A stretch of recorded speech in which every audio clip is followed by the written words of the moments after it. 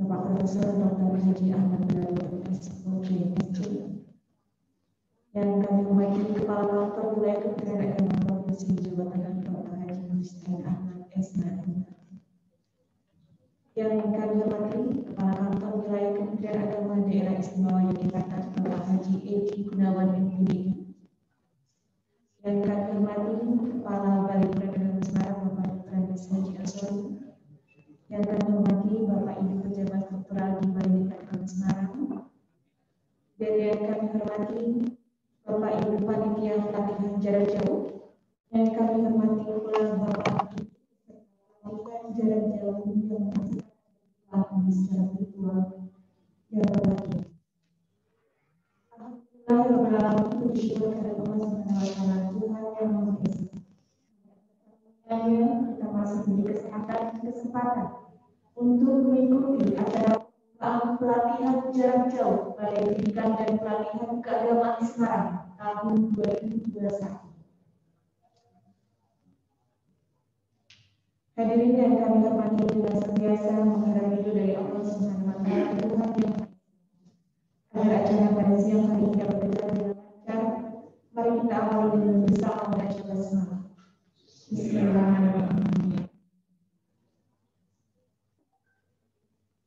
Menyanyikan lagu Indonesia Raya dilanjutkan dengan pengucapan 5 nilai budaya kerja Kementerian Agama.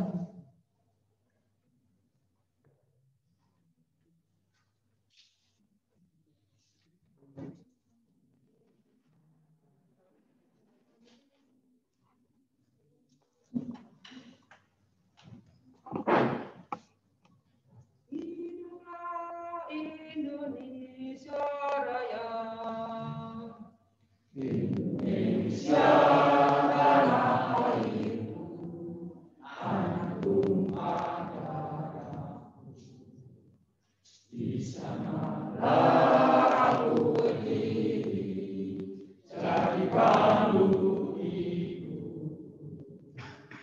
Indonesia kebangsaanku, bangsa dan tanah airku, marilah kita berseru, Indonesia bersatu.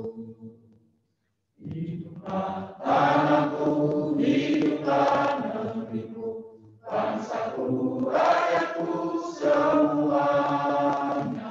Bangunlah jiwanya, bangunlah badannya untuk Indonesia Raya.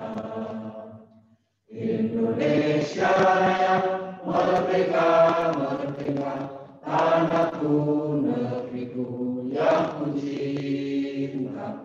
Indonesia Raya, merdeka, merdeka, hiduplah Indonesia Raya.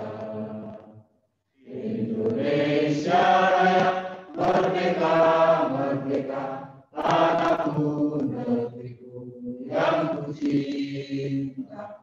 Indonesia Raya, merdeka, merdeka, hiduplah Indonesia Raya.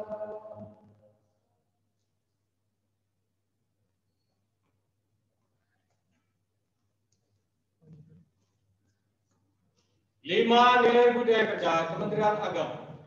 5 nilai budaya kerja Kementerian Agama. Integritas, integritas, integritas. Integritas, integritas, integritas. Profesionalitas, profesionalitas, profesionalitas. Profesionalitas, profesionalitas, profesionalitas. Inovasi, inovasi, inovasi. Inovasi, inovasi, inovasi. Tanggung jawab, tanggung jawab, tanggung jawab. Tanggung jawab, tanggung jawab, tanggung jawab. Teladanan, teladanan, teladanan. Teladanan, teladanan, teladanan. Hadirin silakan duduk kembali.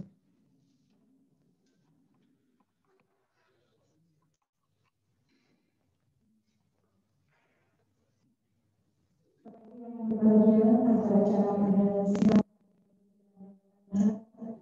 pada siang kita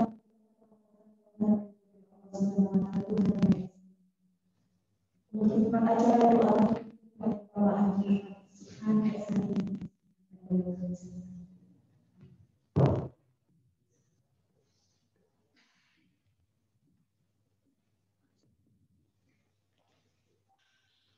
Assalamualaikum warahmatullahi wabarakatuh.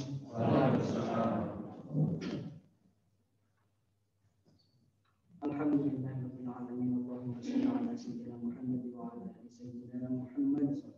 Allahumma arzuqna fahman nabiyyin wa hifdzal mursalin wa ilhamal malaikatil muqarrabin. Allahumma aghnina bil ilmi wa zayyinna bil hilmi wa akrimna bit taqwa wa jammilna bil afiyah bi rahmatika ya arhamar rahimin. Rabbana atina fid dunya hasanah wa fil akhirati hasanah wa qina adzabannar. Wa sallallahu ala sayyidina Muhammad walhamdulillahi rabbil alamin. Assalamualaikum warahmatullahi wabarakatuh.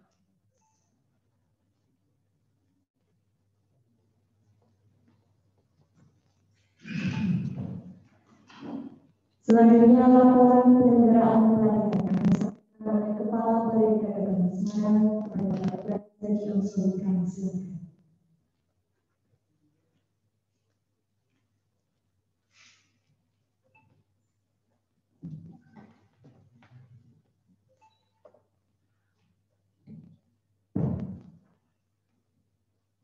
Assalamualaikum warahmatullahi wabarakatuh.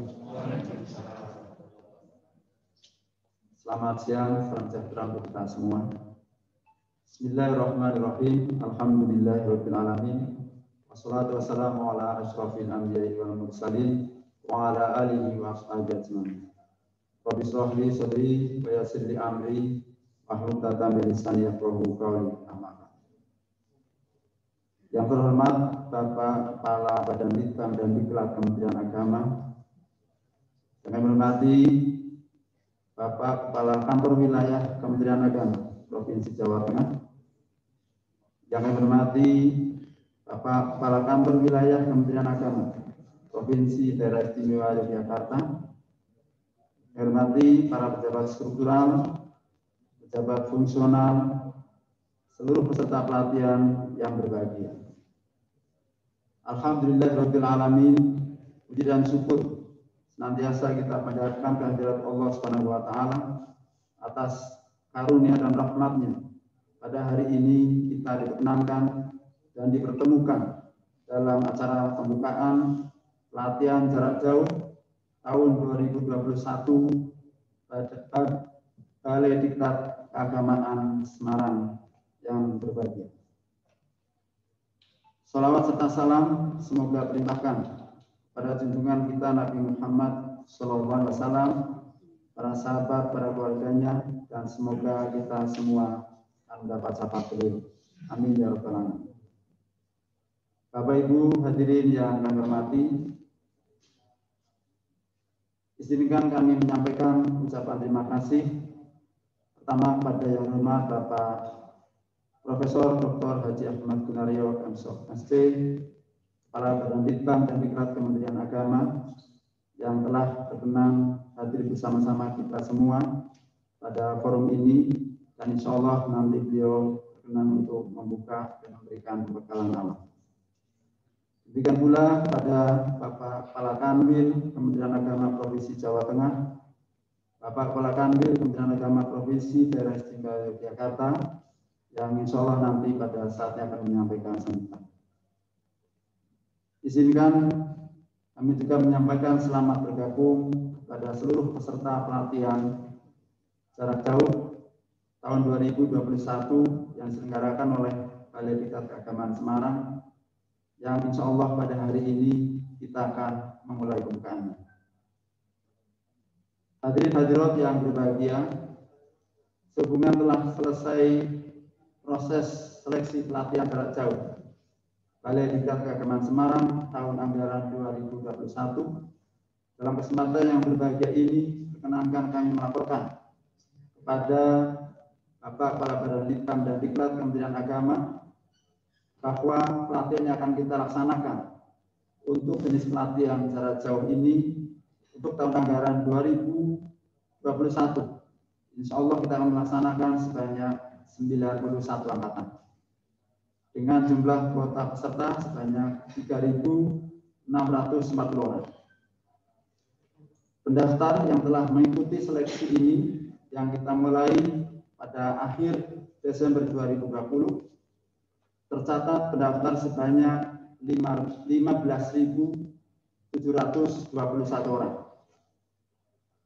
Jumlah peserta seleksi 9.611 orang. Jumlah peserta yang lolos seleksi sebanyak 2.446 orang. Jumlah ini adalah dari wilayah Provinsi Jawa Tengah dan wilayah Daerah Istimewa Yogyakarta. Adapun dalam pelaksanaan kegiatan periode ini yang kita buka pada sore hari ini adalah untuk 14 angkatan yang terdiri dari pelatihan teknis pendidikan meliputi pelatihan jarak jauh metodologi pembelajaran, pelatihan jarak jauh guru PAI, SMA dan SMK, pelatihan jarak jauh pembelajaran tematik madrasah ibtidaiyah, pelatihan jarak jauh wawasan kebangsaan bagi guru, pelatihan jarak jauh guru PAI SD angkatan 1, pelatihan jarak jauh guru PAI SD angkatan 2. Di sini termasuk adalah para non ASN. Pelatihan jarak jauh guru bahasa Inggris MTS angkatan 1, pelatihan jarak jauh guru bahasa Inggris MTS angkatan 2. Di sini termasuk untuk non PNS. Berikutnya adalah pelatihan teknis keagamaan. Hanya satu kelas, yaitu pelatihan jarak jauh wawasan kebangsaan bagi penyuluh agama non-PNS. Berikutnya pelatihan teknis administrasi meliputi pelatihan jarak jauh teknis revolusi mental, pelatihan jarak jauh teknis penyusunan tata naskah dinas, pelatihan jarak jauh teknis pengendalian kontrak bagi PPK, pelatihan jarak jauh teknis kehumasan, pelatihan jarak jauh teknis manajemen pegawaian. Bapak Ibu hadirin yang berbahagia, selanjutnya kami sampaikan dasar hukum penyelenggaraan pelatihan ini. 1. Undang-Undang Nomor 5 Tahun 2014 tentang Aparatur Sipil Negara.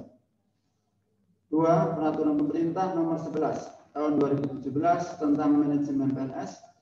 3. Peraturan Menteri Agama Nomor 59 Tahun 2015 tentang organisasi dan tata kerja Balai Pendidikan dan Pelatihan Keagamaan.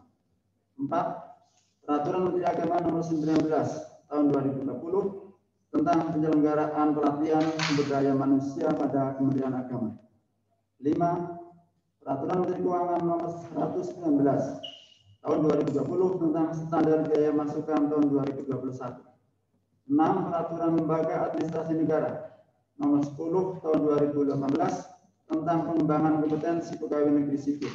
7. Surat Edaran Kepala Badan Litbang dan Diklat Nomor 1 Tahun 2020 tentang pelaksanaan e-learning diklat jarak jauh pada Badan Litbang dan Diklat Kementerian Agama. 8. Keputusan Kepala Badan Litbang dan Diklat Kementerian Agama Nomor 14 Tahun 2020 tentang kurikulum pelatihan tenaga administrasi pada Kementerian Agama. 9. Surat Keputusan Kepala Badan Litbang dan Diklat Kementerian Agama Nomor 18 Tahun 2020 tentang kurikulum pelatihan tenaga teknis pendidikan dan keagamaan. 10. DIPA Balai Pendidikan dan Pelatihan Keagamaan tahun 2021. Tujuan dan sasaran. Tujuan terlaksananya penyelenggaraan pelatihan jarak jauh untuk mengembangkan kompetensi sumber daya manusia pada Kementerian Agama yang meliputi pengetahuan, keahlian, keterampilan, dan sikap perilaku ASN, pegawai non-ASN, serta unsur masyarakat yang mendukung pelaksanaan tugas dan fungsi Kementerian Agama. Sasaran terwujudnya 560 peserta pelatihan jarak jauh yang memiliki kompetensi serta mampu melaksanakan tugas di tempat tugas masing-masing dan dapat memacu prestasi serta produktivitas kinerja sesuai dengan tugas pokok dan fungsinya. Waktu dan tempat pelaksanaan. Waktu pelaksanaan pelatihan jarak jauh dimulai dari tanggal 8 sampai dengan 19 Februari 2021 selama 10 hari. tempat pelaksanaan pelatihan di tempat kerja masing-masing. Pembiayaan, seluruh biaya penyelenggaraan kegiatan pelatihan jarak jauh dibebankan pada DIPA Balai Diklat Keagamaan Semarang tahun 2021.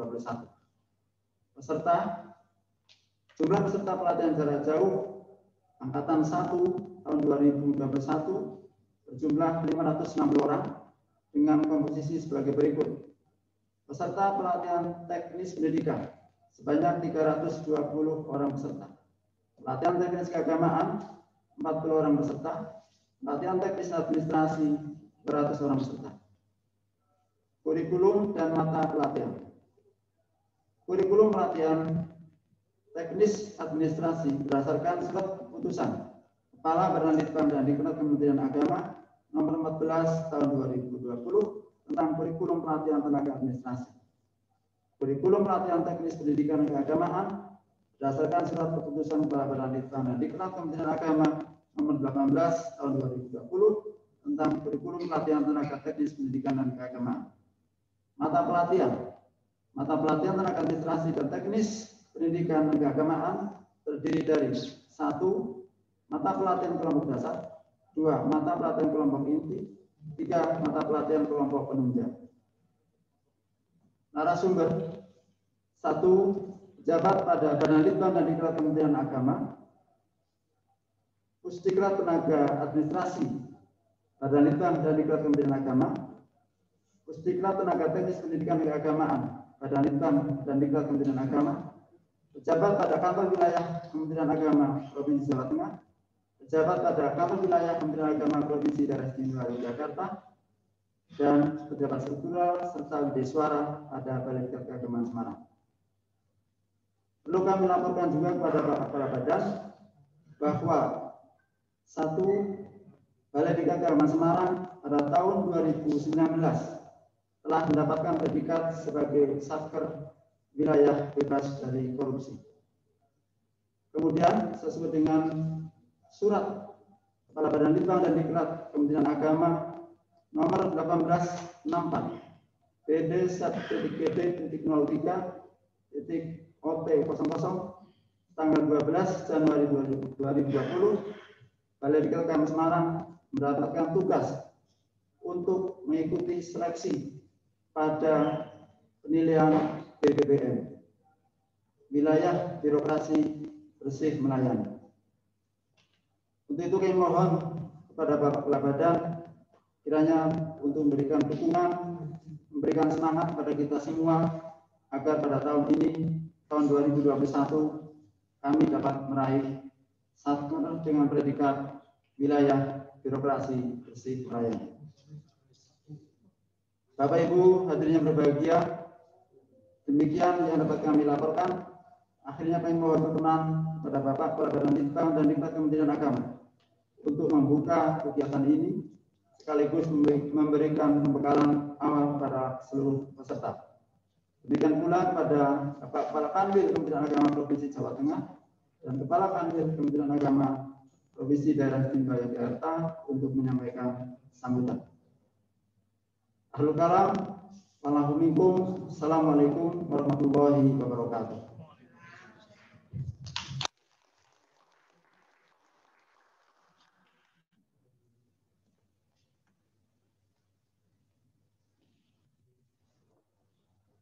Bapak Ibu yang sementara kita persilakan kepada Kepala Kantor Wilayah Kementerian Agama Haji saya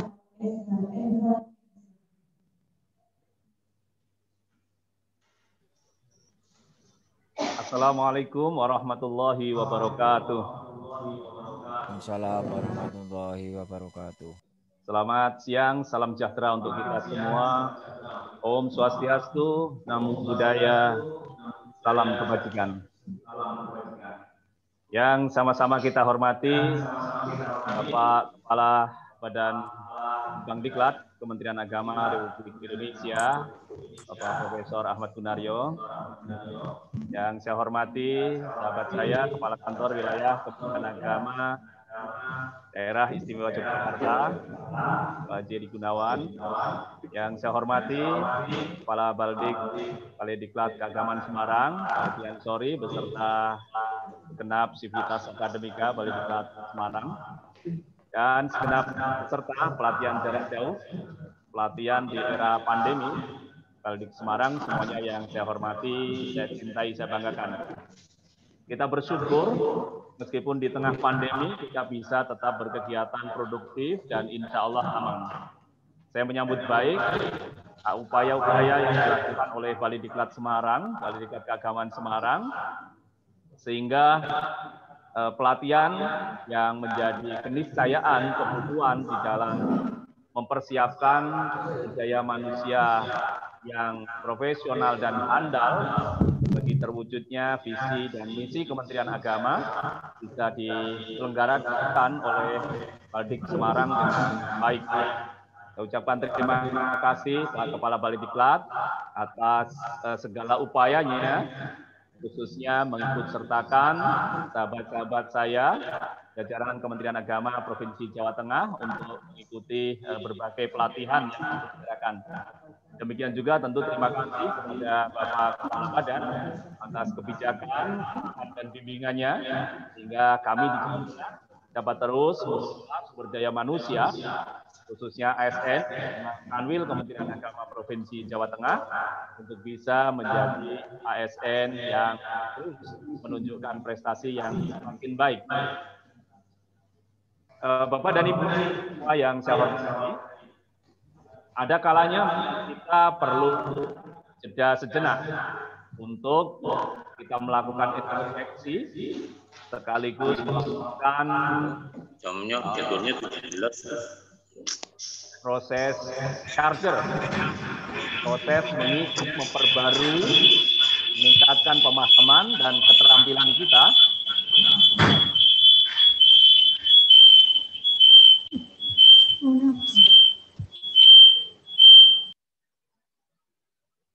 Mohon izin, bisa ya, diikuti ya. Ya, meningkatkan pemahaman, keterampilan kita, sehingga kemudian kita bisa terus memberikan pelayanan yang lebih baik seiring dengan kemajuan dan harapan yang ada di tengah masyarakat.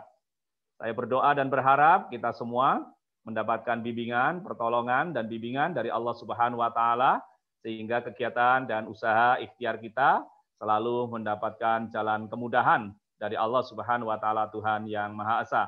Saya juga ingin mengajak kepada kita semua, khususnya para peserta pelatihan jarak jauh, untuk bisa mengikuti diklat ini dengan sebaik-baiknya. Saya kira itu beberapa hal yang perlu kami sampaikan, dan mohon izin Bapak Kepala Badan, karena saat ini saya juga harus segera untuk berangkat ke Jakarta untuk persiapan koordinasi terkait dengan rencana pembangunan masjid dari Uni Emirat Arab di Kota Solo, Jawa Tengah, sehingga mohon izin Pak Kepala Badan dan Pak Kepala Kanwil Kementerian Agama DIY dan juga Pak Kepala Balediklat Keagamaan Semarang, saya tidak bisa mengikuti acara ini sampai selesai. Sekali lagi terima kasih, ada tutur kata yang kurang berkenan, saya mohon maaf yang sebesar-besarnya. Cilacap itu dekat Banyumas, industri batik sangatlah indah. Diklat itu kesempatan emas, ikuti dengan baik, insya Allah barokah. Jalan kita Tegal ke Kendal, Banyumanik terang sudut kotanya. ASN kita profesional dan handal, Baledik Semarang mewujudkannya. Cuci tangan sampai bersih, cukup sekian, terima kasih. Wallahul muwaffiq ila aqwamit thoriq. Wassalamualaikum warahmatullahi wabarakatuh.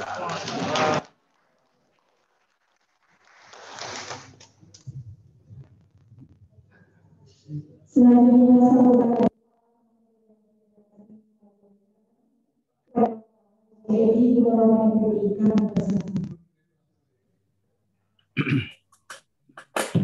Ya. Assalamualaikum warahmatullahi wabarakatuh. Waalaikumsalam warahmatullahi wabarakatuh. Ya.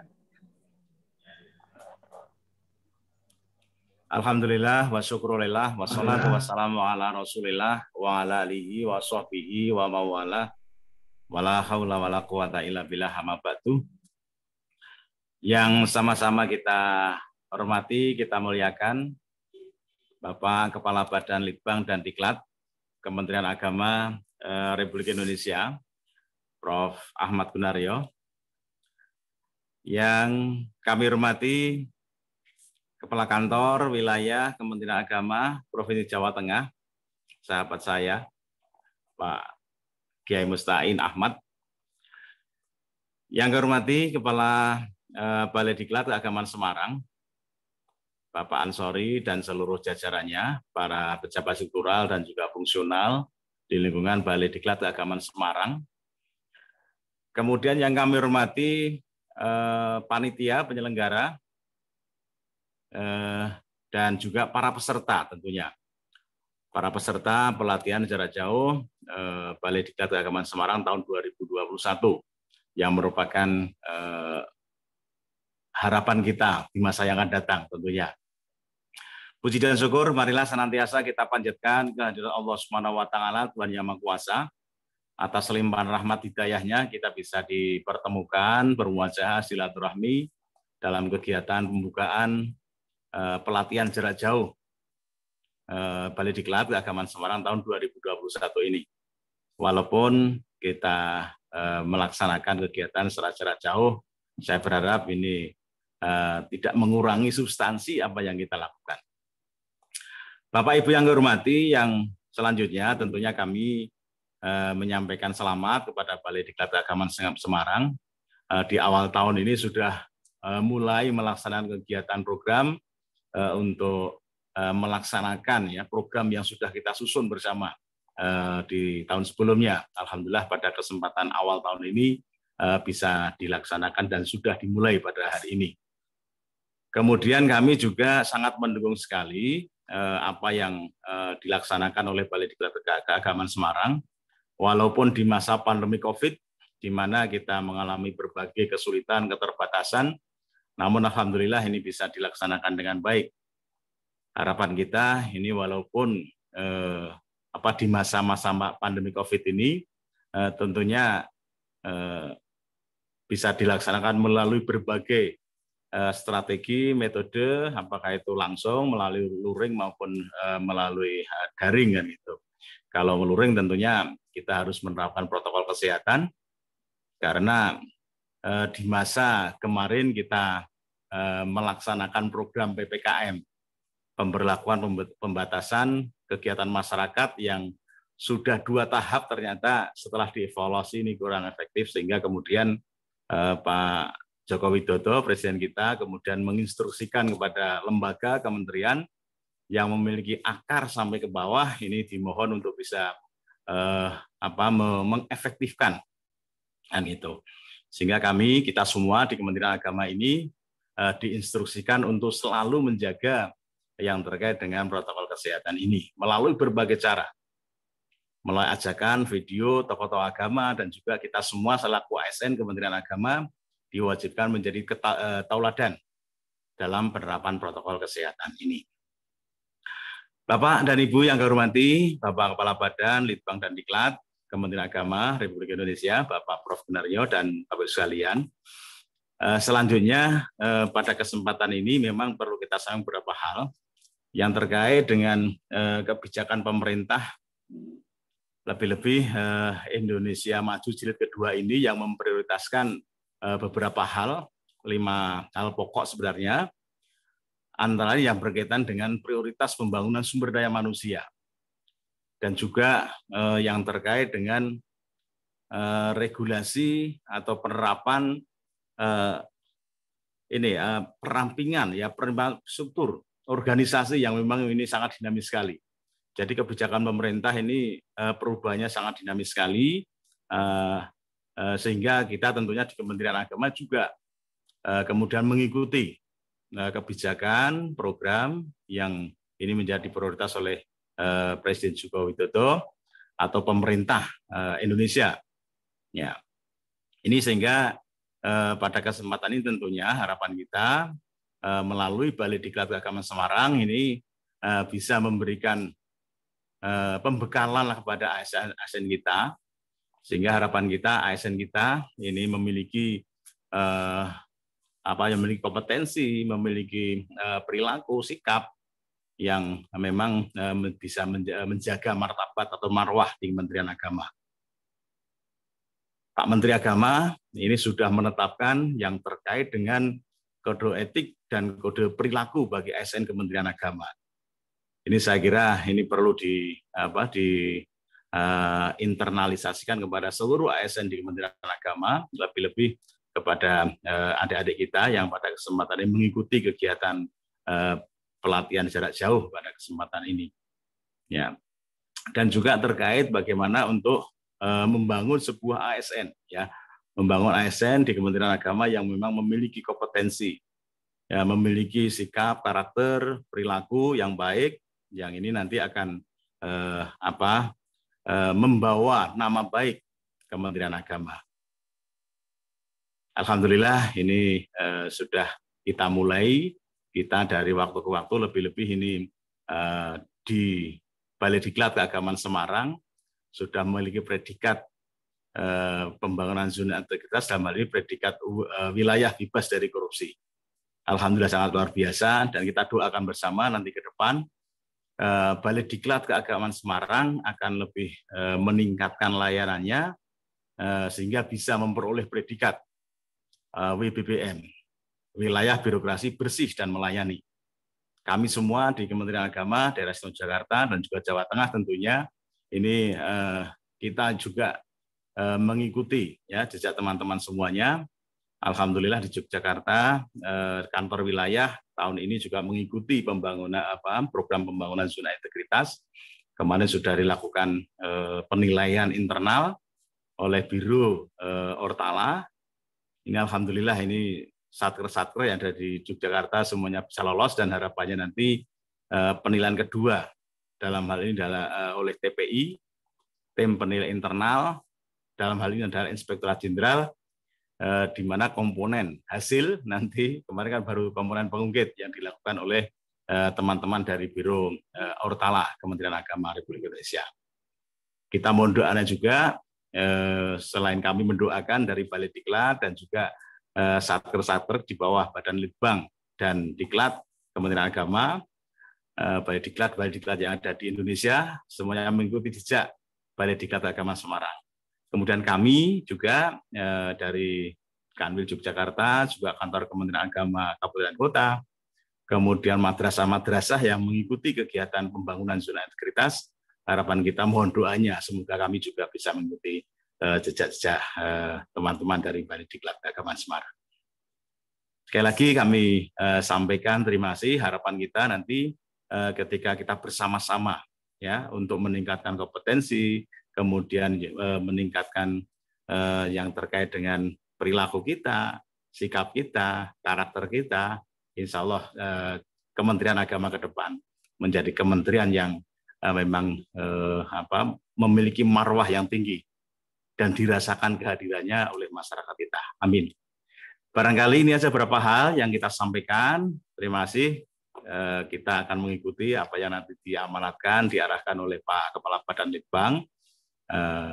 Ini nanti akan kita tindak lanjuti untuk wilayah Daerah Istimewa Jakarta.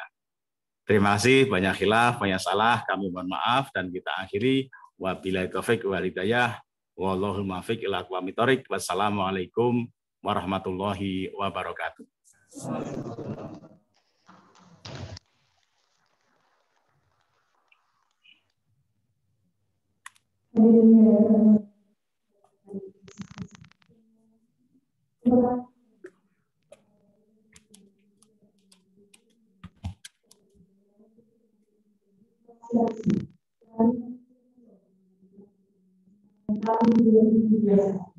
Dengan berbagai keadaan bahwa suatu Tuhan kejutan dari seluruh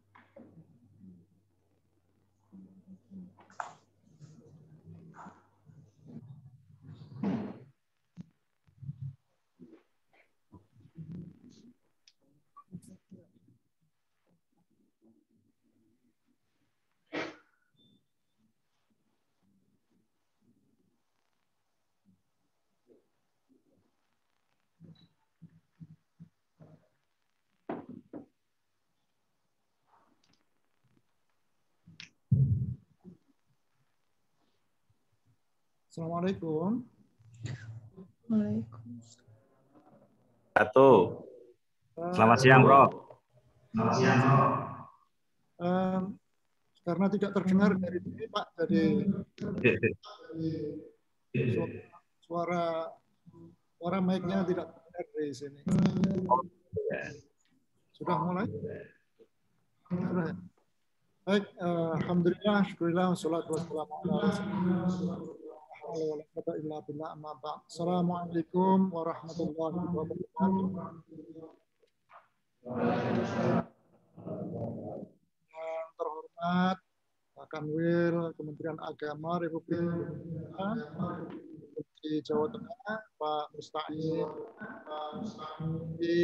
Pak Kanwil Kementerian Agama Indonesia Provinsi Indonesia, yang saya hormati Pak Kepala BDK Semarang, Pak Ansori, yang juga saya hormati kawan-kawan semua, baik pejabat yang struktural maupun yang fungsional yang ada di BDK Semarang, dan terlebih lagi adalah saudara-saudara yang pada siang hari ini mengikuti pelatihan perdana. Saya katakan perdana di awal tahun ini yang diadakan oleh BDK Semarang. Saya ucapkan selamat Bapak Ibu terpilih untuk mengikuti di fase awal ini, sebab setelah ini akan ada pelatihan-pelatihan yang lain. Nah, karena itulah maka sekali lagi saya mengapresiasi atas keikutsertaan Ibu dan Bapak semuanya. Mudah-mudahan apa yang nanti diperoleh dari diklat ini bisa dipraktekkan dengan baik ketika kita akan melaksanakan tugas sehari-hari. Saya tahu bahwa pelatihan online itu berbeda dari pelatihan yang dilaksanakan secara offline. Secara online, maka kemandirian dan kedewasaan itu jauh lebih banyak dituntut.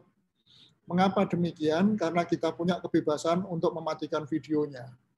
Nah, karena itulah maka saya berharap Bapak Ibu yang mengikuti pelatihan kita jangan mudah untuk mematikan video, karena bagaimanapun juga ini nanti akan banyak hal-hal yang ingin disampaikan. Saya khawatir nanti ada hal-hal yang terlewatkan, sehingga sayang sekali pelatihan yang kita tunggu-tunggu ini justru akan melahirkan sesuatu yang mungkin kurang bermanfaat untuk pekerjaan kita ke depan. Namun demikian silakan saja kalau hanya untuk mengundurkan diri, untuk pergi ke toilet, dan untuk selanjutnya kembali lagi. Itulah persoalan-persoalan yang selama ini muncul ketika pelatihan itu dilaksanakan secara online. Dan mudah-mudahan sekali lagi saya berharap bahwa kita semua memiliki tingkat kedewasaan untuk mengikuti acara ini, karena kita akan kembali lagi hasilnya akan kembali lagi kepada kita semua, dan saya yakin di akhir ini nanti akan ada sejumlah tes ya, setelah pre-tes kemudian post-tes begitu mungkin untuk dilaksanakan. Ibu dan Bapak serta saudara-saudara sekalian, saya juga ingin mengucapkan terima kasih kepada Bapak Kakanwil, baik dari Provinsi Jawa Tengah maupun dari DIY yang tadi sudah menyampaikan banyak pesan. Mudah-mudahan semua pesan itu bisa diperhatikan, karena ya sekali lagi bahwa ini semua adalah untuk kita semua, dan utamanya adalah untuk organisasi di mana kita akan hidup dan melaksanakan tugas sehari-hari.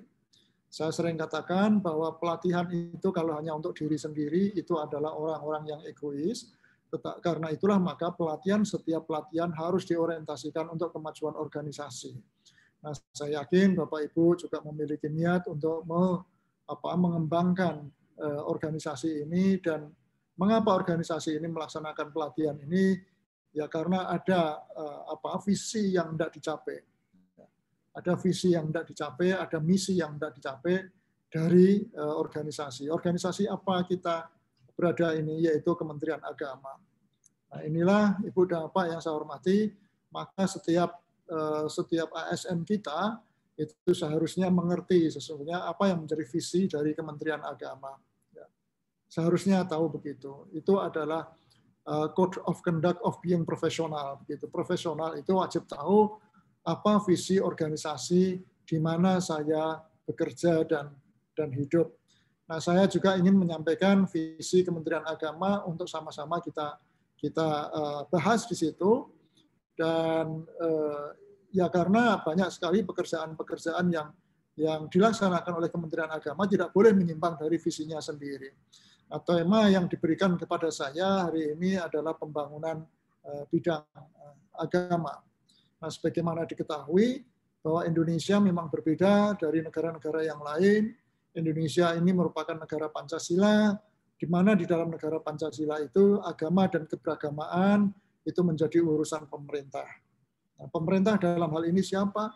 Ya tentu saja presiden. Presiden dalam hal ini tidak mungkin melaksanakan sendiri, tetapi ya pasti akan dilimpahkan kepada menteri, yaitu dalam hal ini adalah Menteri Agama. Menteri juga seperti itu, tidak akan bisa melaksanakan sendiri. Ya, oleh karena itulah tugas-tugas untuk pembangunan bidang agama dan keberagamaan itu pada akhirnya akan diserahkan kepada kita semua. Nah, oleh karena itulah maka kalau begitu, maka mau tidak mau kita juga harus siap-siap untuk melaksanakan tugas-tugas untuk membangun dalam bidang agama, karena kita hidup di dalam Kementerian Agama yang urusannya adalah bidang agama. Dimanapun kita itu atau apapun yang kita lakukan, itu kita wajib untuk menjadikan agama sebagai inspirasi dari kegiatan kita sehari-hari. Inilah yang sebenarnya yang dipesankan oleh Pak Menteri saat sekarang ini, jadikan agama itu sebagai inspirasi dimanapun Anda berada. Saya tahu di hadapan saya, Ibu dan Bapak peserta pelatihan ini, ada yang guru, ya, ada yang mungkin yang lain-lain, dan sebagainya. Apapun lah yang kita lakukan di sini adalah dalam rangka untuk mengembangkan agama dan keberagamaan, dan agama sebagai inspirasi apapun yang kita lakukan. Nah, inilah Ibu dan Bapak yang saya hormati, ketika kita melihat agama sebagai inspirasi, ini yang membedakan kita dari negara-negara yang lain. Inilah ciri khas negara Pancasila di sini. Nah, maka mau tidak mau sekali lagi kita ya dalam melakukan tugas-tugas kita mau tidak mau menjadikan agama ini sebagai inspirasi. Inilah maka setiap kali ada pelatihan apapun, maka biasanya pembangunan bidang agama ini tidak terlewatkan untuk diberikan. Ya, untuk diberikan. Nah, soal nanti Anda akan melaksanakan dengan menggunakan immersion method atau metode mencelupkan diri, itu tergantung kepada kita. Yang saya maksudkan immersion method itu atau mencelupkan diri sendiri, mencelupkan metode apapun yang kita lakukan adalah menjadikan inspirasi agama itu bagian dari pesan-pesan yang kita sampaikan kepada anak didik kita. Itu. Jadi kalau kita mengajar misalnya, ya tentu saja di situ banyak nilai-nilai agama yang bisa diselipkan dan seterusnya dan seterusnya. Ibu dan Bapak, untuk tidak membuang-buang waktu, saya akan menyampaikan, mohon izin, saya akan menyampaikan ini presentasi saya kepada panitia. Mohon saya diberikan izin untuk menyampaikan presentasi saya. Baik, terima kasih. Ini yang saya sampaikan yaitu pembangunan bidang agama. Tadi sudah saya sampaikan bahwa memang di negara Pancasila ini pembangunan bidang agama dan juga keberagamaan menjadi tanggung jawab pemerintah. Pemerintah itu siapa? Ya akhirnya kita, karena kita semua adalah ASN atau misalnya orang-orang yang selama ini bergerak dalam bidang agama. Nah, tadi sudah saya sampaikan bahwa mari kita mencoba untuk melihat visi Kementerian Agama. Inilah Ibu dan Bapak visi Kementerian Agama. Ya, ini di sini ada gambar matanya di situ. Kementerian Agama yang profesional dan andal dalam membangun masyarakat yang saleh, moderat, cerdas, unggul untuk mewujudkan Indonesia maju yang berdaulat, mandiri, dan berkepribadian berdasarkan gotong royong. Nah, inilah sesungguhnya seluruh seluruh pekerjaan Kementerian Agama itu ya untuk mewujudkan visi ini. Jadi apapun yang kita laksanakan, bidang apapun yang kita lakukan, maka harus mengacu kepada visi Kementerian Agama. Kita tidak boleh melakukan hal-hal yang justru bertentangan dengan visi Kementerian Agama. Inilah salah satu ciri khas untuk menjadi profesional. Ibu dan Bapak, serta saudara yang saya hormati, mari kita coba untuk membedah visi Kementerian Agama. Jadi Kementerian Agama yang profesional dan andal. Kementerian Agama, ya tentu saja kita tidak bisa mengatakan yang profesional. Ya, karena Kementerian Agama itu adalah benda mati. Lalu yang dimaksud Kementerian Agama itu siapa? Ya semua orang yang ada di Kementerian Agama. Itulah. Semua orang yang ada di Kementerian Agama, apapun yang dilakukan di situ. Siapa mereka? Ya dalam konteks kita, ya kita ini. Kita ini. Jadi Kementerian Agama menginginkan bahwa semua yang bekerja dalam bidang apapun, selama mereka masih ada di dalam Kementerian Agama, itu diharapkan untuk membangun profesionalisme yang ada pada dalam dirinya sendiri. Nah, Bapak, Ibu, saudara-saudara, pada siang hari ini memulai mengikuti diklat. Nah, diklat itu salah satu tujuannya adalah untuk membangun profesionalisme. Kita semuanya. Untuk membangun profesionalisme itu. Nah, karena itulah maka sekali lagi, sebagaimana dipesankan oleh Bapak Kakanwil tadi, kita harus mengikuti ini dengan seksama. Ini dalam rangka apa? Untuk bisa melaksanakan tugas-tugas kita sehari-hari. Ya, karena setelah ini Bapak Ibu akan berpisah sesuai dengan tema masing-masing. Jadi ini adalah dalam rangka untuk menjadikan kita sebagai profesional. Nah, profesional itu sendiri merupakan kata sifat. Ya, kata sifat. Tidak bisa berdiri sendiri, tetapi harus menempel pada satu kata lain yang biasanya adalah kata benda di situ. Makanya di situ Kementerian Agama yang profesional, kalau profesional itu sifat, maka yang disifati adalah Kementerian Agama, yang tadi saya sampaikan bahwa Kementerian Agama itu bukan Kementerian Agama yang berupa benda mati itu, tetapi kita semua, maka sesungguhnya yang profesional itu adalah kita semua. Inilah bagian dari upaya untuk membangun profesionalisme itu. Ya, sulit sekali untuk mengatur, untuk mengukur. Nanti setelah selesai diklat, kita harus mampu dan mau bertanya pada diri kita sendiri, apakah saya merasa diri saya ini profesional atau tidak? Saya kalau menjadi seorang guru profesional atau tidak? Kalau saya menjadi seorang pejabat struktural nantinya, apakah saya profesional atau tidak? Semua itu kembali lagi kepada kita semua. Ya. Sekali lagi profesionalisme, dan ini juga menjadi salah satu dari 5 nilai budaya kerja Kementerian Agama kita yang tadi sudah disampaikan itu. Jadi profesional. Nah, profesionalisme inilah tampaknya Ibu dan Bapak memang yang perlu untuk kita kembangkan. Tanpa profesionalisme, jangan merasa diri kita itu aparatur sipil negara. Mengapa? Karena tugas kita itu pelayani kok. Bagaimana pelayan itu tidak profesional? Sama seperti misalnya kalau kita itu kan suka mengekspor TKW kita kan ke Saudi Arabia, kemana-mana itu.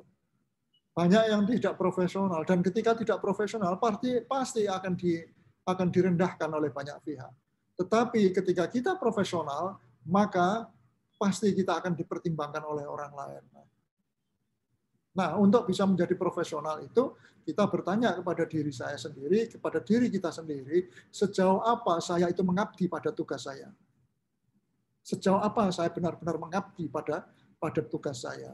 Ingat, kalau kita mendengarkan seorang pemain sepak bola profesional, pasti sehari-hari yang dia pikirkan itu adalah bermain bola. Tidak mungkin yang lain-lain. Yang lain-lain itu menjadi sambilan, tetapi pekerjaan utama adalah bermain sepak bola. Demikian pula pemain cabang olahraga yang lain. Ya kan? Seorang hakim yang profesional misalnya, pasti dunia kehakiman itu yang dia pikirkan. Yang lain-lain itu adalah sambilan sebagai variasi hidup. Maka pertanyaannya adalah sejauh apa kalau saya merasa sebagai seorang guru, saya benar-benar menjadikan dunia keguruan itu sebagai profesi saya, sebagai hidup saya. Nah, mengabdi pada profesi itu merupakan salah satu ciri bagi kita untuk bisa mengatakan bahwa kita ini adalah profesional. Tanpa pengabdian kepada apa yang kita lakukan sehari-hari, jangan menganggap diri kita itu sebagai profesional. Nah, kalau begitu, profesional itu sulit ya Pak? Ya memang sulit. Banyak sulit sekali. Kalau di tempat Bapak Ibu mungkin tidak ada, tapi di tempat saya masih ada. Orang yang pekerjaannya itu hanya nunggui temannya bekerja itu masih ada. Jadi nemeni temannya bekerja bukan bekerja untuk dirinya sendiri. Itu namanya orang yang tidak profesional. Itu saya tidak ingin tercipta yang semacam itu. Demikian pula kalau di jam-jam kerja seorang ASN masih punya waktu untuk membaca koran dan seterusnya. Itu saya kira itu profesionalisme juga dipertanyakan. Itu berarti ya, kalau seperti itu maka tugas dan fungsinya itu perlu untuk ditambah. Dengan demikian maka dia benar-benar profesional. Nah, kita, Ibu dan Bapak yang saya hormati, banyak sekali yang kurang memperhatikan pada persoalan ini. Ya, persoalan ini. Coba mari kita lihat itu. Kalau kita lihat sektor swasta, atau penunggu mal sajalah yang melayani pelanggan itu. Kalau tugasnya berdiri terus, ya. Tidak ada waktu untuk misalnya untuk membaca koran atau main game, tidak ada. Nah, kita masih suka main game di jam-jam bekerja itu. Karena itulah maka saya berharap kita akan membangun diri kita menjadi profesional. Dengan demikian maka suatu saat misalnya kita akan misalnya mengalami perubahan-perubahan, maka sesungguhnya perubahan itu hanyalah sekedar perubahan, tetapi bukan persoalan yang akan menyebabkan kita itu menjadi terjerembab. Nah, banyak sekali saya bisa memberikan kuliah tentang bagaimana hidup di alam perubahan itu. Selanjutnya, Ibu dan Bapak yang saya hormati, tidak sekedar profesional, tetapi juga andal. Andal di sini dalam rangka menjadikan kita itu menjadi tempat kembalinya persoalan. Itu sebenarnya yang dimaksud dengan andal di situ. Ya, profesional, tetapi dia sekedar profesional, tetapi tidak bisa menjadi tempat kembali pada persoalan, itu juga sesungguhnya tidak diinginkan di dalam Kementerian Agama. Menjadi referensi, gitu. Menjadi referensi. Jadi kalau memang saya seorang guru, maka apa yang saya katakan, selain saya profesional melaksanakan tugas-tugas saya, apa yang saya katakan itu akan menjadi judgement terakhir. Menjadi judgement terakhir. Inilah yang sebenarnya yang dimaksud dengan andal di sini. Nah, dalam membangun masyarakat yang saleh. Lagi-lagi ini terkait dengan tugas Kementerian Agama, yaitu membangun masyarakat yang saleh.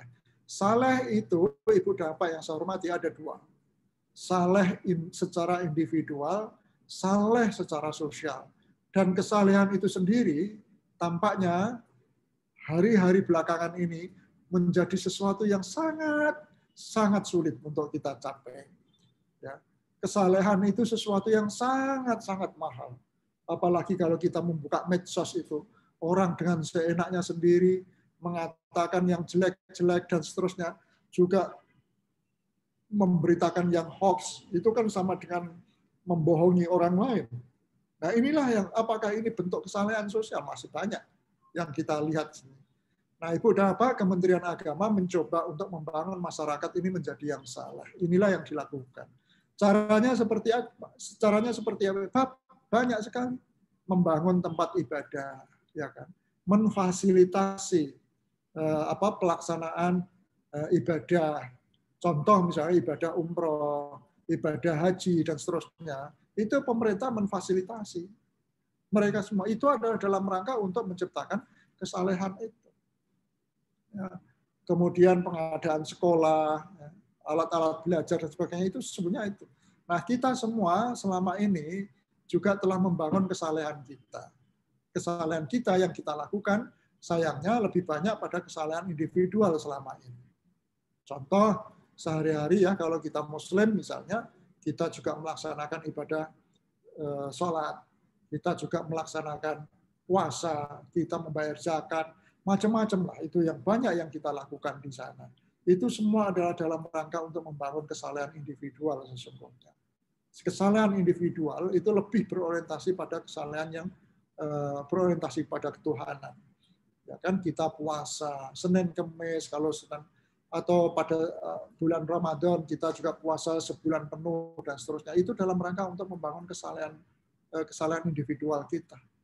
Pertanyaannya adalah sejauh apa kesalehan individual ini terrefleksi dalam kesalehan sosial saya. Ini menjadi pertanyaan yang sulit untuk dijawab.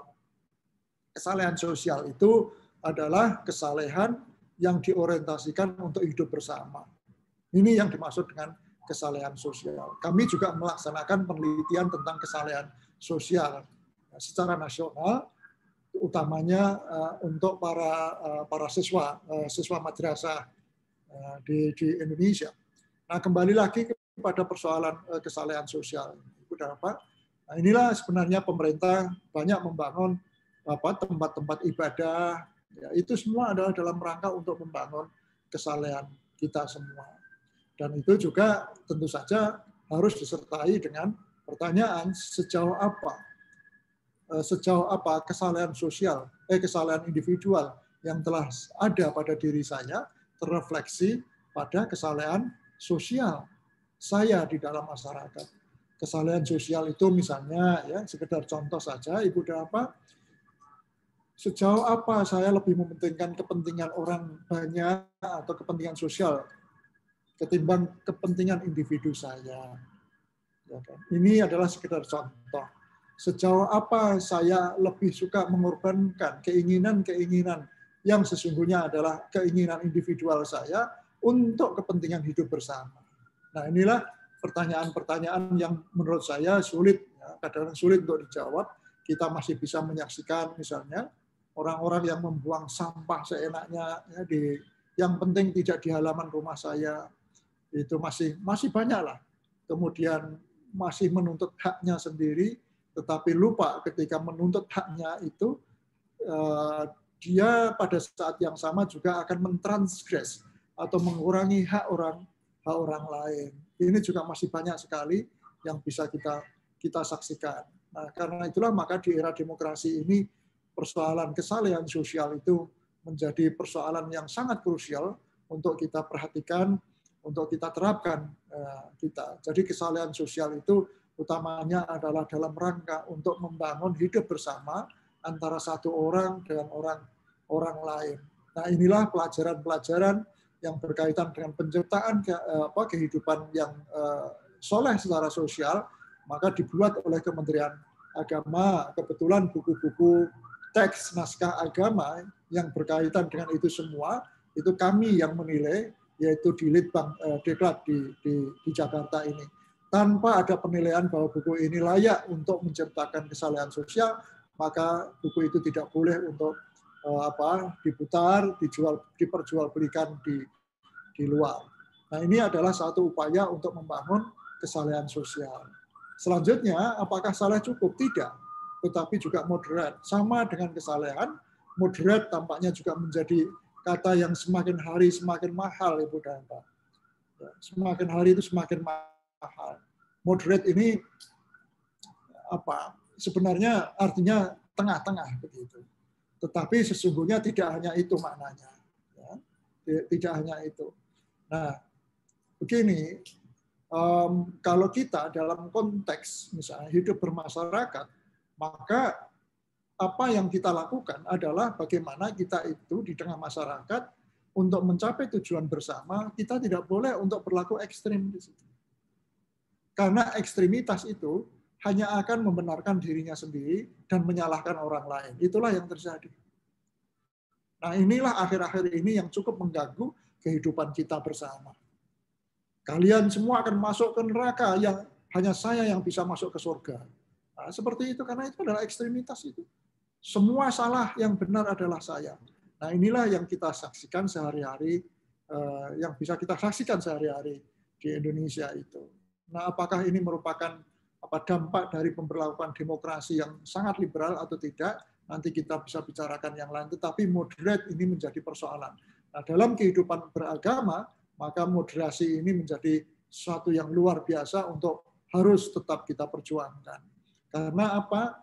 Ya, kalau kita kaitkan dengan tugas-tugas Kementerian Agama bergerak dalam bidang agama, maka moderasi ini harus dikaitkan dengan persoalan keberagamaan. Ibu dan Bapak yang saya hormati, jadi moderasi ini khususnya adalah dalam bidang beragama. Berbeda loh ya, jangan sampai mengatakan bahwa moderasi beragama, moderasi agama di situ. Tidak ada moderasi agama. Yang oleh pemerintah diupayakan untuk dibangun adalah moderasi beragama. Moderasi agama berbeda dari moderasi beragama. Moderasi agama itu adalah moderasi ajaran. Tapi kalau moderasi beragama, itu merupakan moderasi bagaimana kita itu melaksanakan ajaran agama kita di tengah-tengah masyarakat. Sehingga itu lebih mengacu kepada perilaku kita di tengah masyarakat dalam beragama. Itulah yang dimaksud dengan moderasi beragama. Nah, bagi saya yang namanya moderasi beragama di Indonesia itu bukan merupakan satu pilihan, tetapi itu merupakan satu kewajiban atau suatu keharusan. Nah, refleksinya seperti ini, Ibu dan Bapak yang saya hormati. Tadi saya katakan bahwa Pancasila itu, negara Pancasila itu hanya satu-satunya yang ada di Indonesia ini. Ketika negara Pancasila ini akan sukses, maka itu akan menjadi bahan pembelajaran bagi negara-negara yang lain di dunia. Mengapa demikian? Ada dua tipe negara di dunia ini yang sangat dominan. Yang pertama adalah negara teokrasi. Di negara teokrasi ini, namanya saja teos, kan? Itu berarti negara tentang ketuhanan. Negara teokrasi itu memiliki agama. Negara teokrasi itu memiliki agama. Agama yang dipeluk oleh negara wajib dipeluk oleh seluruh rakyatnya di situ. Itu namanya negara teokrasi. Pejabat agama itu otomatis akan menjadi pejabat negara. Dan karena itulah maka putusan-putusan yang dibuat oleh pejabat negara yang notabene itu berasal dari pejabat agama itu tidak untuk diperdebatkan. Tidak boleh putusan yang dibuat oleh pejabat negara itu untuk diperdebatkan, tidak boleh. Dipertanyakan, tidak boleh. Dan bahkan setiap putusan tidak usah untuk dikonsultasikan kepada rakyat. Mengapa demikian? Karena pejabat negara yang sekaligus menjadi pejabat agama itu dianggap sebagai wakil Tuhan. Oleh sebab itulah maka di negara teokrasi yang semacam ini tidak ada yang namanya demokrasi, itu tidak ada. Keputusan-keputusan yang menyangkut hidup orang banyak itu hanya diputuskan oleh orang per orang. Jadi sangat-sangat hegemonik. Itulah salah satu ciri dari negara teokrasi. Dan negara teokrasi selalu akan memunculkan, memprovokasikan pembangunan bidang agama dan keagamaan. Nah, di seberangnya negara teokrasi ada negara sekuler di sana. Kita tahu negara sekuler itu memisahkan antara negara dengan agama. Nah, itu dipisahkan. Sejauh menyangkut negara, maka kita diminta atau rakyat diminta untuk tidak memasukkan unsur-unsur agama. Tetapi harus didasarkan pada pemikiran bersama-sama. Itu adalah negara yang sekuler. Ya. Jadi, keputusan yang dibuat oleh pejabat harus bisa dikonsultasikan atau bisa dikritik, bisa dipertanyakan oleh rakyatnya. Itu adalah negara yang saya maksudkan sebagai negara sekuler itu tadi. Oleh karena itulah maka Ibu dan Bapak, saudara-saudara sekalian, negara sekuler ini biasanya mengadopsi demokrasi. Mengadopsi demokrasi di situ. Jadi sebanyak mungkin orang itu diajak untuk berbicara untuk menentukan nasib negara ke depan itu seperti apa. Untuk menentukan nasib negara ke depan, arahnya itu kemana, dan seterusnya, itu semua orang diajak berbicara. Tidak seperti di negara teokrasi itu tadi. Nah, negara Pancasila, Indonesia itu menganut negara Pancasila. Tidak menganut teokrasi, tidak pula menganut sekuler. Meskipun unsur-unsur teokrasi dan sekularisme itu ada. Tetapi kita di Indonesia, di negara Pancasila itu memiliki konsepnya sendiri. Apa itu? Di negara Pancasila, agama dipromosikan oleh negara. Bahkan di negara Pancasila orang tidak boleh untuk ateis. Dan itu merupakan salah satu ciri dari negara teokrasi. Tetapi pada saat yang sama Indonesia juga mengadopsi demokrasi. Indonesia mengadopsi demokrasi. sebagaimana yang ada di negara sekuler. Nah, dengan demikian maka wajar apabila di dalam setiap putusan yang dibuat oleh pejabat di Indonesia itu bisa untuk dikritik oleh rakyatnya. Bisa dibatalkan karena kritik pula. Nah, ini yang tidak bisa dilakukan di negara teokrasi. Kita sudah terlanjur untuk mengadopsi itu. Dan bagi saya sih saya tidak percaya bahwa memang benar-benar ada negara teokrasi itu. Yang ada itu sesungguhnya adalah negara madhab. Teokrasi mungkin masih lebih baik, tetapi yang ada adalah negara madhab. Artinya, di dalam negara madhab itu, ya meskipun agamanya sama, tapi kalau Anda madhabnya berbeda dari penguasa, maka Anda tidak akan mudah hidup di situ. Itulah faktanya di mana-mana. Inilah mengapa kemudian Hizbut Tahrir itu ditolak di Indonesia, mungkin FPI juga. Karena apa? Karena konsep yang diusung dalam hal ini adalah pemerintahan yang yang mereka usung itu, yang tidak mengenal demokrasi, ya, tidak mengenal demokrasi, yaitu kekhalifahan itu sesungguhnya adalah madhab.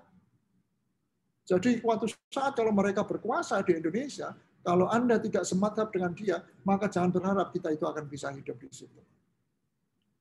Nah, karena itulah maka Ibu dan Bapak yang saya hormati, kembali lagi kepada filosofi negara Pancasila, yaitu di mana kita menerima keberagamaan itu, agama apapun bisa hidup di negara Pancasila, tetapi jangan sampai tidak beragama, tetapi di sisi lain kita juga harus mau untuk berembuk menentukan negara itu ke depan. Ini berarti apa?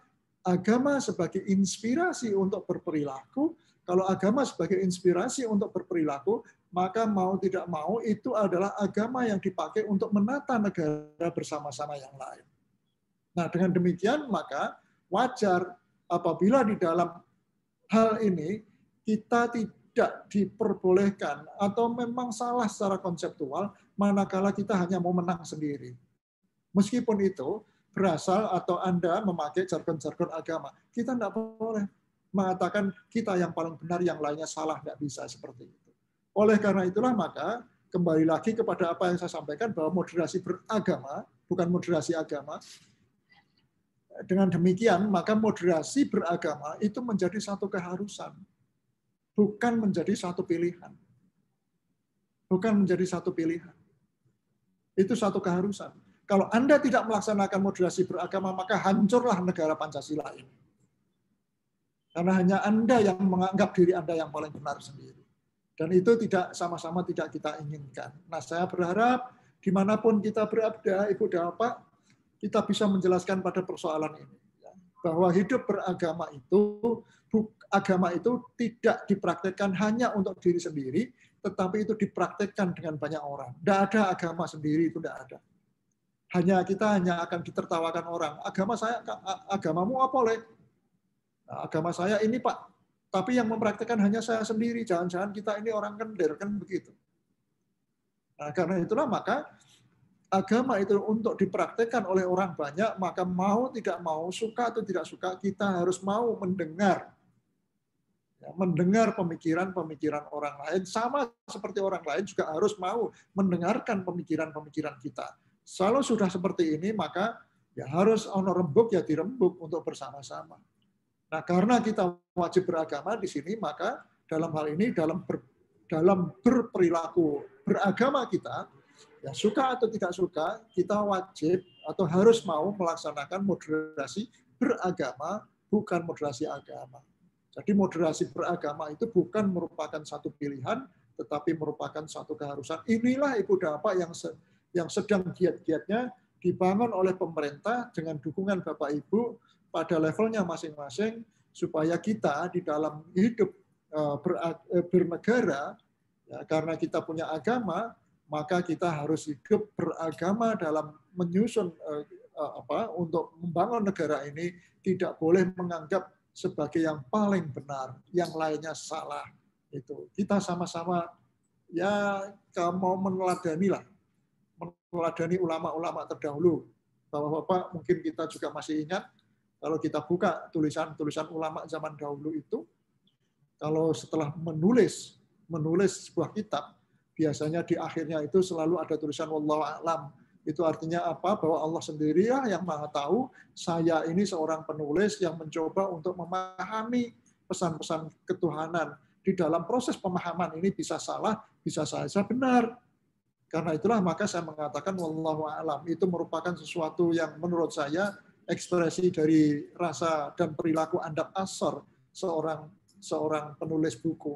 Nah, sekarang banyak orang yang tidak mau mengatakan wallahu a'lam itu, tapi selalu menganggap dirinya sebagai yang paling benar, yang paling hebat, yang lainnya salah, dan seterusnya dan seterusnya. Inilah yang tidak kita inginkan. Dan banyak sekali apa yang dilakukan oleh pemerintah dalam hal ini Kementerian Agama adalah menciptakan masyarakat yang moderat. Moderat sekali lagi dalam kerangka adalah beragama, ya, karena kita berada di dalam masyarakat beragama.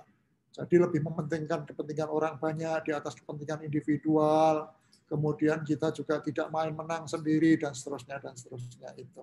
Ibu dan Bapak juga kita cerdas, ya, cerdas dan unggul untuk mewujudkan Indonesia yang maju. Ini juga menjadi hal yang aktual manakala kita mengikuti proses-proses pelatihan yang semacam ini. Ingat bahwa pembangunan RPJMN yang sekarang kita masuki, yaitu 2020 sampai 2025 nanti, tekanannya ada pada pembangunan human capital, pada SDM. Ya, jangan sampai human capital kita itu rendah sekali. Saat sekarang memang masih rendah. Ya. Ketika human capital kita baik, ya, maka negara itu akan makmur. Ya. Kita contohnya adalah misalnya, ya kita lihatlah kayak Singapura itu. Singapura itu apa sih yang diandalkan? Tidak ada. Ya, alamnya juga ya, hanya seperti itu, lebih kecil daripada tanah wakaf di Indonesia. Tetapi kenapa mereka itu bisa makmur? Karena human capitalnya baik. Human capitalnya baik. Dan mereka tidak takut untuk bersaing dengan human capital yang berasal dari luar negeri. Ya, kita baru kedatangan pekerja-pekerja dari Cina saja sudah gegernya bukan main, kan? Gegernya bukan main. Ayo kita kembalikan.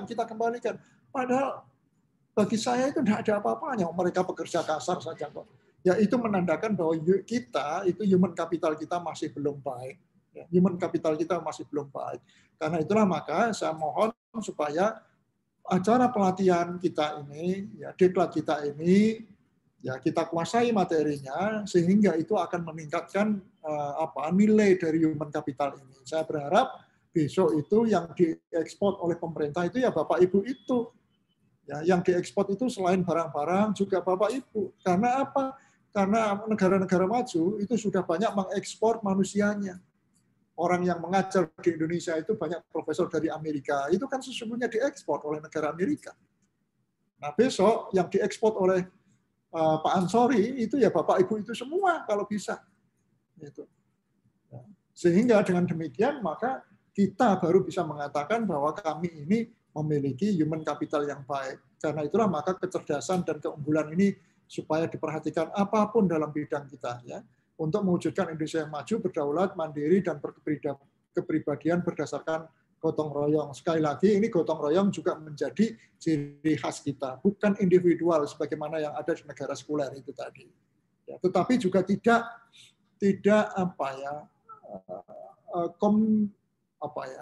tidak menjadi gotong royong dalam pengertian negara teokrasi. Semuanya dilakukan bersama dan sama bentuknya, tidak seperti itu. Tapi kita harus menanggung bersama-sama, iya. Ya. Itu ya. Sama dengan gotong royong di negara komunis juga begitu. Komunisme itu adalah sebuah paham. Komun itu bersama-sama. Maka orang yang selalu bersama-sama, pikirannya sama-sama, semuanya harus sama, itu sesungguhnya adalah negara yang punya masyarakat yang punya pandangan komunisme sesungguhnya. Nah, kita tidak seperti itu. Kita masih menghargai, tetap individualisme masih ada, tetapi tidak segede yang ada di negara sekuler. Tetapi kebersamaan kita juga tidak seperti yang dikonsepkan dalam komunisme itu sendiri. Nah, inilah visi Kementerian Agama maka apapun yang kita lakukan, saya berharap supaya tetap di dalam kerangka visi itu. Nah, visi itulah maka selanjutnya dijabarkan sebagaimana misi yang Bapak Ibu saksikan, meningkatkan kesalehan, meningkatkan pemberdayaan, meningkatkan layanan keagamaan, adil, dan seterusnya, ya, pembangunan KUA, pembangunan madrasah, pembangunan majelis taklim, pembangunan macam-macam itulah yang dilakukan oleh kita semua, ya, termasuk pembangunan yang berorientasi kepada ekonomi, itu juga menjadi ekonomi, ya, itu juga menjadi hal yang diperjuangkan oleh Kementerian Agama. Saya rasa untuk hal-hal yang lain nanti silakan untuk dibaca sendiri-sendiri, boleh juga untuk dikembangkan, ya. Saya akan sampaikan sampai slide yang ini indeks kerukunan umat beragama. Kita juga melaksanakan penelitian dalam bidang itu.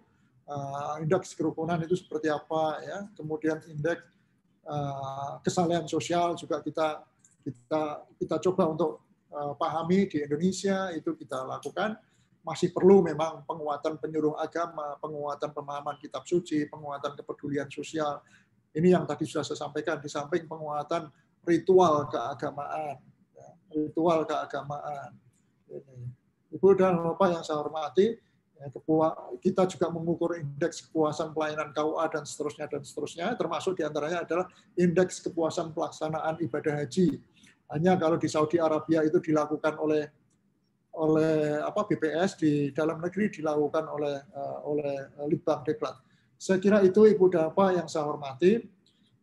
Nanti silakan dibaca, karena tugas saya ini sebenarnya adalah dalam rangka untuk membuka acara ini.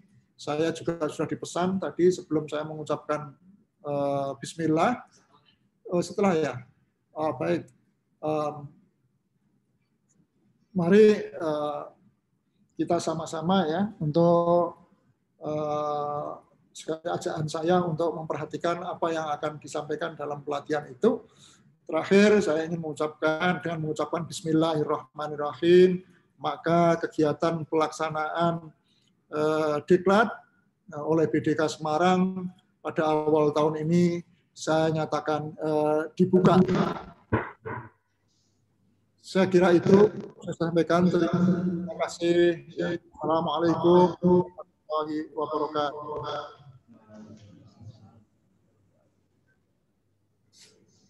Gitu.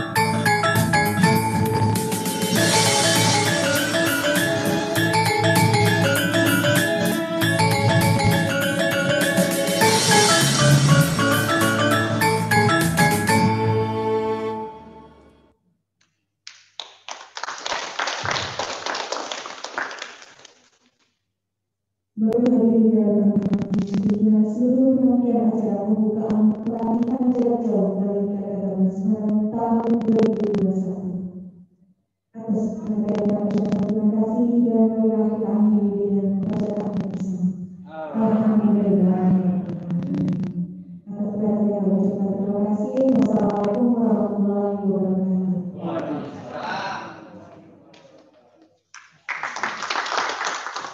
Terima kasih untuk itu.